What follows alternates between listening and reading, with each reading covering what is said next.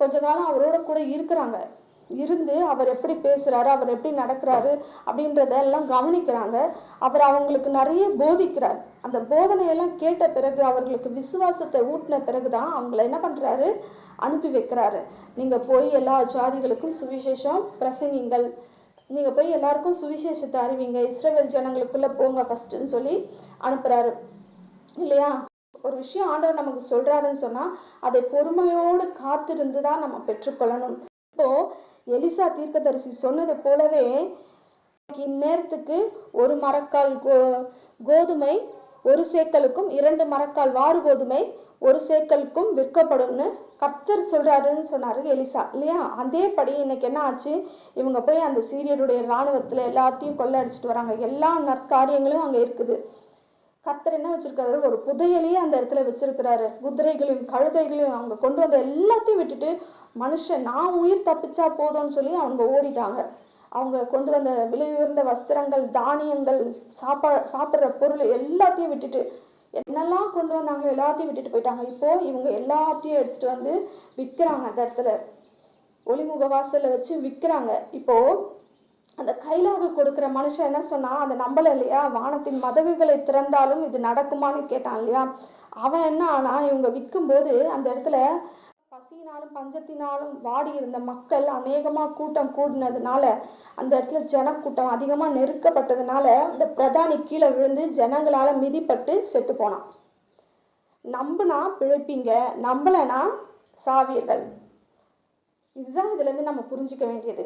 முடிவு இருக்கு, நாளைக்கு புது ஆரம்பம் இருக்கு அப்படின்னு நீங்க நினைக்கும் போது புது ஆரம்பத்துக்குள்ள போவீங்க. இப்போதான் ஆரம்பம்னு நினைக்கும் போது உங்களுக்கு ஆரம்பிக்கும். இது எப்படி நடக்கும், இது சாத்தியமான நீங்க சந்தேகப்பட்டீங்கன்னா உங்களுக்கு அது நடக்கவே நடக்காது. முடிவாக தான் இருக்கும்.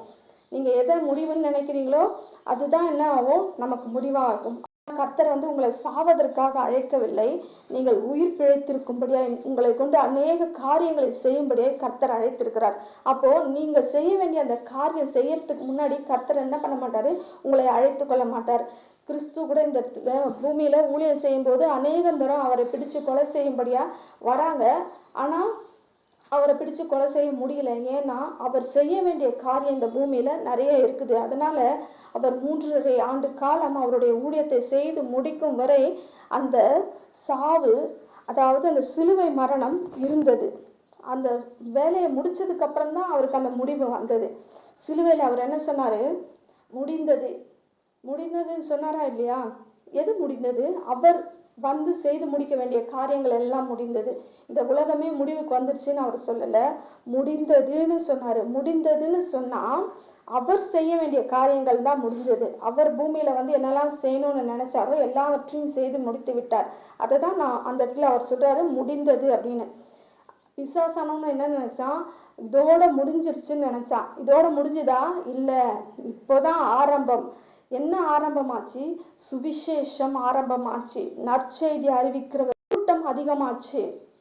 இயேசு கிறிஸ்துடைய அந்த டிசைபிள்ஸ் எல்லாம் அவர் உயிரோடு எழுந்த பிறகு எல்லாரும் என்ன பண்றாரு, நீங்க போய் எருசலேம்ல காத்திருங்க, அந்த இடத்துல பரிசுத்த ஆவியானவர் உங்களுக்கு அருளப்படுவார். அதுக்கப்புறம் நீங்க உலகத்தின் எல்லா மூலைகளுக்கும் சென்று சுவிசேஷத்தை பிரசங்கிங்கள்னு சொன்னாரு. அது போல அவரோட முடிஞ்சிருச்சுன்னு பிசாசானவன் நினைச்சா, ஆஹா நான் முடிஞ்சிருச்சு அப்படின்ட்டு. ஆனா இல்லை, கிறிஸ்துவோடு அது முடியல, இப்போதான் ஆரம்பம்ன்ற மாதிரி. அதுக்கப்புறம் அவருடைய சீஷர்கள் எல்லாம் போய் உலகெங்கும் சென்று சுவிசேஷத்தை பிரசங்கிக்க ஆரம்பிச்சார்கள். இன்னைக்கு அநேக கிறிஸ்தவர்கள் இருக்கிறாங்கன்னு சொன்னா அவருடைய முடிவு தான் ஆரம்பமாய் நமக்கு இருந்தது. அது கிறிஸ்துவின் மரணம், சிலுவை மரணம் முடிவல்ல, நம்மளுடைய சுவிசேஷத்திற்கு அது ஆரம்பமா இருக்கிறது. நமக்கு கிடைத்த சுவிசேஷத்திற்கு அது ஆரம்பமா இருக்கிறது. பேதுரு அநேக ஜனங்களை ரட்சிப்புக்குள்ளாக வழிநடத்தினார். அப்போஸ்தலர் வாசித்து பார்க்கும்போது ஒவ்வொரு கூட்டத்திலையும் 3000 பேர் 5000 பேர் அப்படின்னு திரளான ஜனங்கள் ரட்சிப்புக்குள்ளாக வழிநடத்தப்படுகிறார்கள். ஒரு முடிவு இன்னொரு நல்ல காரியத்துக்கு ஆரம்பமா இருக்கிறது. அதே மாதிரிதான் ஸ்தேவான் இதை சுவிசேஷத்தை அறிவிப்பதனால கல்லெறிந்து கொல்லப்படுகிறான். இது முடிவல்ல. அவன் கல்லெறிந்து கொல்லப்படும் போது பிதாவே ஆண்டவரே இவங்களுக்கு மன்னியும் சொல்லி அவன் ஜெபிக்கிறான். இது முடிவல்ல. ஏன்னா அதை கொல்ல சொன்னதே யார் தான்? பவுல் தான். சவுலாகிய பவுல் தான். பவுல் அந்த இடத்துல நின்று பார்த்துக்கிட்டு இருக்காரு. யாரு? ஸ்தேவான் ரத்த வெள்ளத்தோட சாகும்போது கூட அவன் யாரையும் சபிக்கல, மற்றவர்களை மன்னியும்னு சொல்லி சாகும்போது அது ஒரு விதையாக விழுந்தது பவுலின் இதயத்துல. அவன் சவுலாக இருந்து அதை செய்த அந்த காரியத்தை பவுலாக மாறி பெரிய சுவிசேஷகனாக மாறி அந்த இடத்துல பெரிய அளவுல ஊழியத்தை செய்தார் புறஜாதியாருக்கு பவுல். ஒரு முடிவில் இப்போதான் ஆரம்பம்னு சொல்றத போல பவுலுடைய பிரசங்கத்தின் ஆரம்பம் அங்கே நிகழ்ந்தது. அநேக புறச்சாதிகளுக்கு சுவிசேஷத்தை அறிவிக்கிறவனாக அந்த இடத்துல உயர்ந்தான் பவுல். இது போலதான் இன்றைக்கு உங்களுடைய கவலைகளும் கண்ணீரும் முடிவுன்னு நீங்க நினைச்சிட்டு இருக்கலாம். ஆனா அது முடிவல்ல. இன்று இரவோடு அது உங்களுக்கு முடியும். நாளைக்கு காலையில ஒரு புதிய ஆரம்பம். இப்போதான் ஆரம்பம். உங்களுக்கு புதிய ஆசீர்வாதமான வாழ்க்கை ஆரம்பம். அந்த ஆசீர்வாதமான வாழ்க்கையை பெற்றுக்கொள்ள தைரியமா இருங்கள்.